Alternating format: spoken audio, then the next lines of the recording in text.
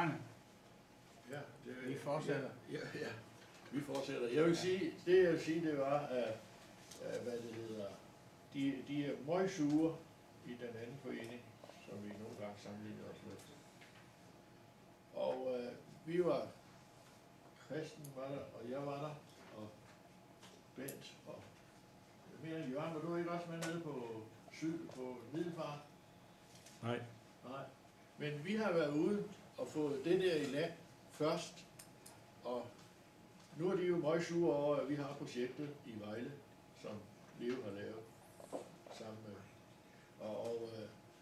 Og hvad det hedder, jeg vil foreslå, at hvad det hedder, vi skal have et repræsentantskabsmøde sidst i september, og skulle vi prøve at lade det køre, som Leo siger, eller som Christian siger,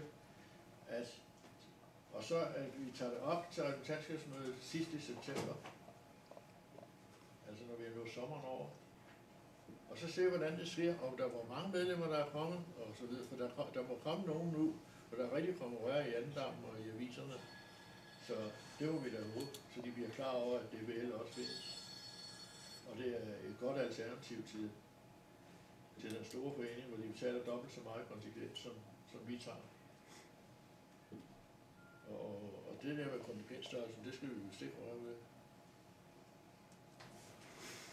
Ja, Jørgen. Jamen, egentlig behøver vi slet ikke at diskutere det her mere. Fordi herunder beretningen, der kan vi for det første ikke træffe beslutninger. Det er en beretning, der fortæller, hvad der er sket i årets løb. Og for det andet, så er det vedtaget på det repræsentantskabsmøde, hvor man kunne vedtage den slags ting. Så det er vedtaget, at det er sådan, vi gør. Og det har hele repræsentantskabet ligget til, at det var det, vi gjorde. Og jeg synes stadigvæk, at det er en knaldgod idé, som jeg går 100% ind på. Ikke 99,9, men 100%. Det kan kun gå godt.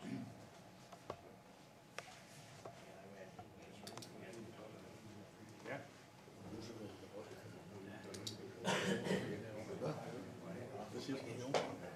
Ja, er der flere, der har noget at spørge om her under beretningen? Det ser ikke ud til det. Så skal vi gå over til beretninger fra regionerne.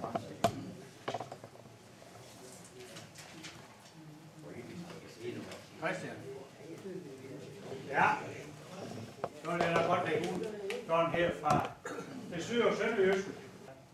Nej, det mest kedelige, det er jo, at vores biler, vi har jo enormt stor bildødelighed syd for grænsen. Vi er oppe på omkring 50%.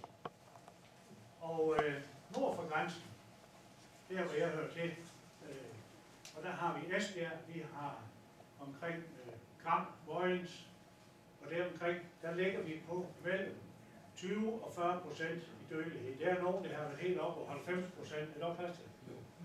Og der er nogen, som har indvindret 35, og de har så 9 bifamilier tilbage, og det er rigtig alvorligt. Der er nogen, for mit eget vedkommende, jeg har nogle små familier, nogle af dem er små, men jeg har dog formået at kun have en dødsfaldsprocent på 4. Jeg har 5 dødsfald ud af 120 familier, så det synes jeg, det er rigtig godt. Men det var så let på det, og i forbindelse med, så har vi jo Vejle. Og nu er det jo sådan, at Leo Mortensen og Arne og undertegnede, ja, vi var jo til møde i Middelfart, hvor vi ligesom tog fat i Mads fra Vejle, som er biolog i Vejle Kommune, og han var jo helt syg for, at der var nogen, der ligesom skulle tage fat i ham omkring at få sådan et projekt med stadig bier kommunen. Og den tog Leo, han tog jo fat i ham, og vi andre, vi fulgte jo med, og vi er så vidt nu, at vi i uge 17 næste lørdag har vi en stor biudstilling på Rådhuset, eller Økolariet i Vejle, hvor vi ligesom har udstilling med vores materiale. Jeg har et bistade med bier i, og så folk kan komme og se, hvad vi ellers har og få arbejde med. Så det kører staten, og vi skal være der fra lørdag, næste lørdag og til og med torsdag ugen efter. Og det glæder vi os rigtig meget til, fordi det er jo en udfordring at få lov til at køre sådan et projekt. De har været utrolig skeptiske i Vejle, inden det kom i pressen, at det nu var, og vi nu var professionelle nok til at kunne lave sådan en udstilling omkring vores bier og det materiale, som vi har og skal udstille, og det vi kan fortælle. Og jeg synes, det blev rigtig godt. Så havde vi jo så i forbindelse med det ringet Mads og sagde, nu havde han altså lige lavet et udkast til pressemeddelelse, og så stod der i Danmarks Biologforening, som i den, så ringede jeg til ham og siger, men der står jo DBL på det papir, som man har fået, og det er Danske Biologiforening. Og det var jo flot. Men det skulle han jo nok forholde til. Så ryger det i pressen, og det ryger i radioen, og så bliver det igen sagt, Danmarks Biologiforening i stedet for DBL. Og det er jo så vores ven Leo, som fanger den og ringer til radioen i Vejle, og ringer til journalisterne og siger, ved du hvad, det er jo altså Danske Biologiforening, som står for det projekt i Vejle. Og det giver jo lidt muren på kontoret, og umiddelbart efter, så kommer der jo sådan en mail fra formanden i Vejle, formandens Biologiforening, hvor han ligesom står og hyler, ligesom en lille knægt hen i hjørnet og siger, jeg har ikke fået lov til at være med. Nej, men han har jo heller ikke mødt op i Middelfart, hvor det hele det startede, for ligesom at komme med på vognen. Det hjælper heller ikke nogen, når vi andre, de laver et projekt om et eller andet, at vi så står bagefter og hyler over, at jamen, vi kom ikke med. Nej, for vi havde ikke klar over, det var der. Så har vi ikke noget hyler over. Men jeg er rigtig stolt af, at vi har Leo med som den der, og nu er Vejle Kommune, hvor vi har brug af. Og så skrev Leo lige så flot, jamen det er DBL, som har projektet. Vi har copyright på projektet i Vejle, så den sag er lukket. Og nu forventer jeg da, at der vil komme en hel del mennesker i den uge, og vi har blade med og reklamer med for DBL, så vi håber at få nogle medlemmer i Vejle Kommune.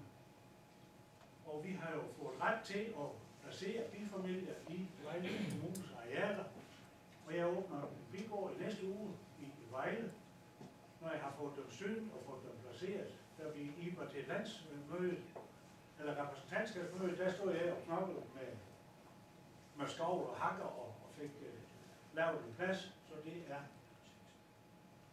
klar til at blive stillet bikasser op. Jeg har en skriftlig godkendelse fra lodsejeren, at det er bare i orden, også fra forpagterne af jorden, så det hele kører på skinner.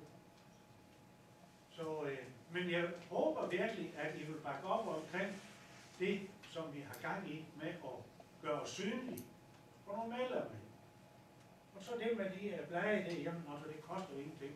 Jeg får jo blade hver gang, får jeg jo blade til at dele ud, når jeg står på markedspladsen eller andre ting, for ligesom at gøre opmærksom på, at vi er her.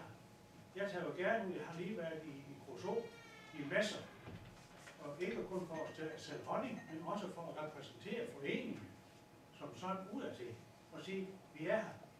Har I lyst til at være med til halv pris af det, som de andre de koster, og vi kan servicere med det samme. Så vi har en lille sund forening med omkring 65 medlemmer, så det er